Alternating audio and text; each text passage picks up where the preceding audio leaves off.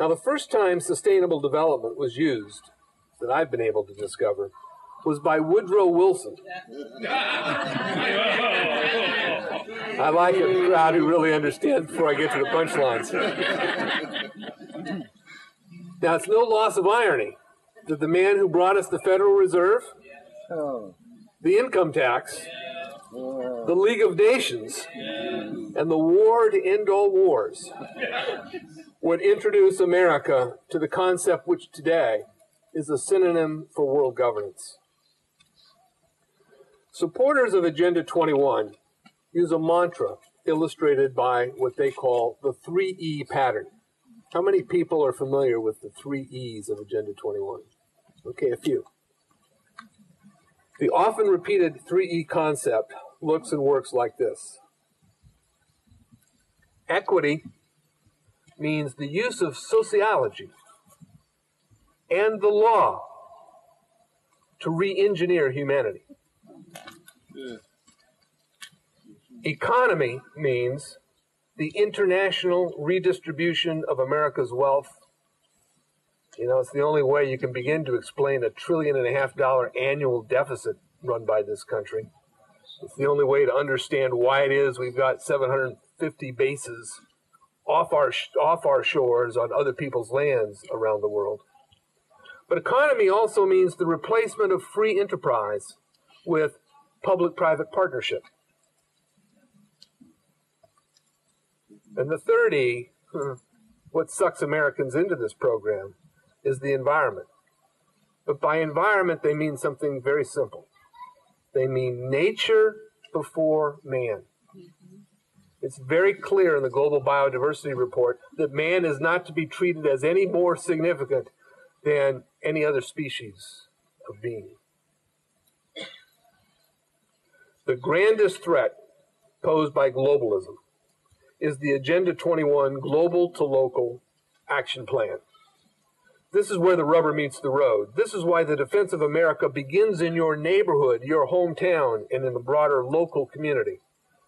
Recognition of this fact will compel ordinary American people to gain control of school boards, fire boards, the sheriff's office, water boards, city councils, and county commissioners.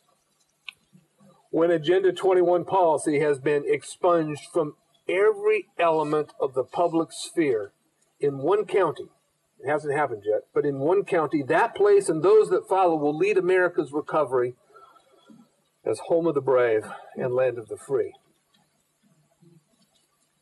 It is important to understand that Agenda 21 is not a left versus right fight. The left and the right are engaged in what I call the contemporary dialectic. The contemporary dialectic is designed to bring a green global cartel to America.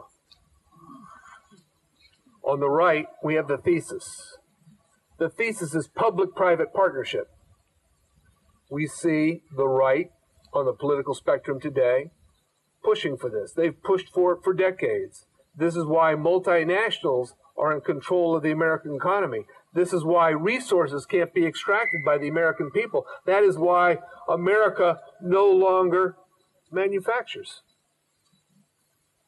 The right has made its contribution.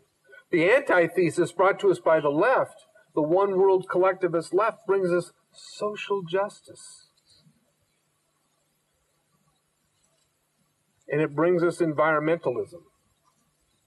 From the left, we get the Wildlands Project, this interconnected core that is to be left reserved for animals without human beings either living there, visiting there, or extracting resources from there.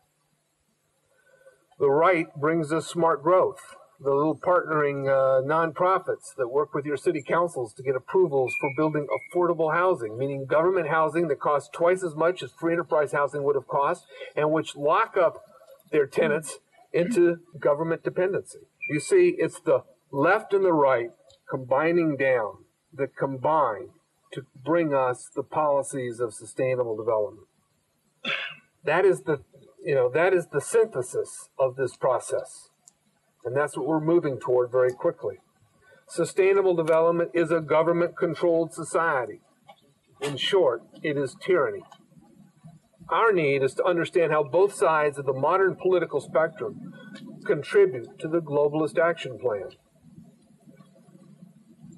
First, let's contrast the American philosophy of individual rights with the globalist philosophy of community rights.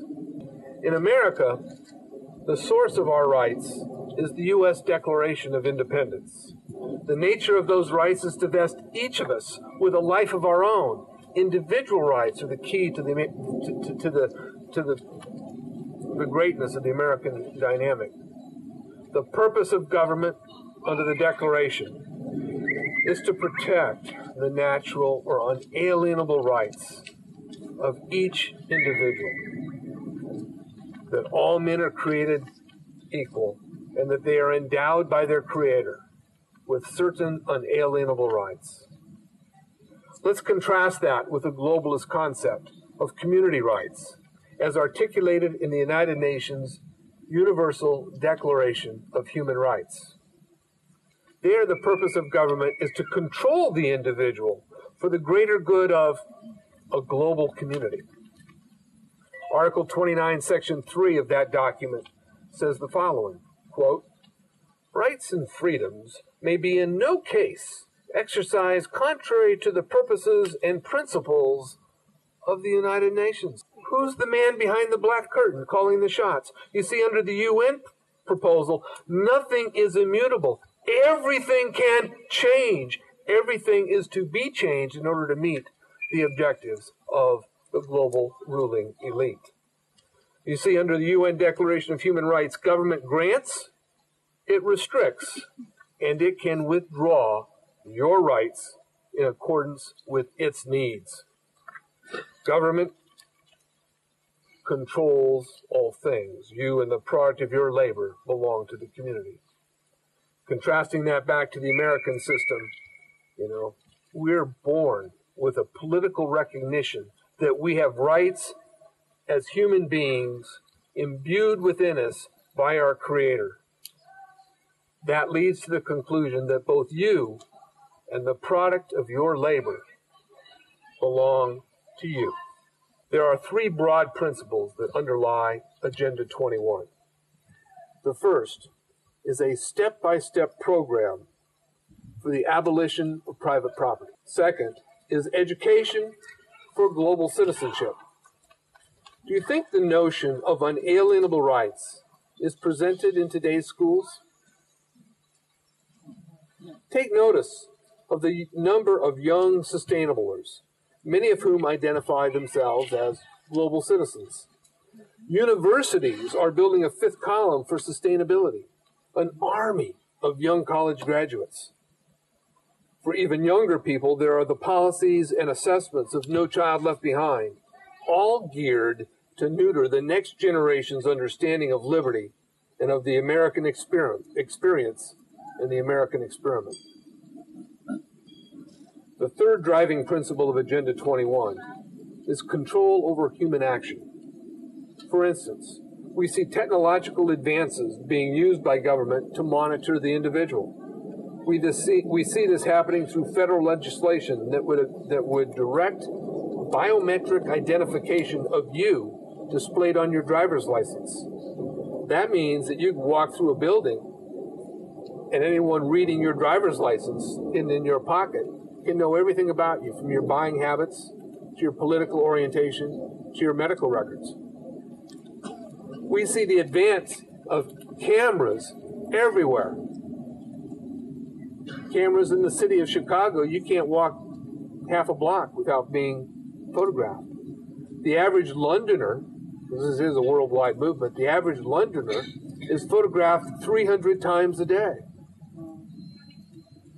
And government databases are now compiled that have everything about you that you always thought was private.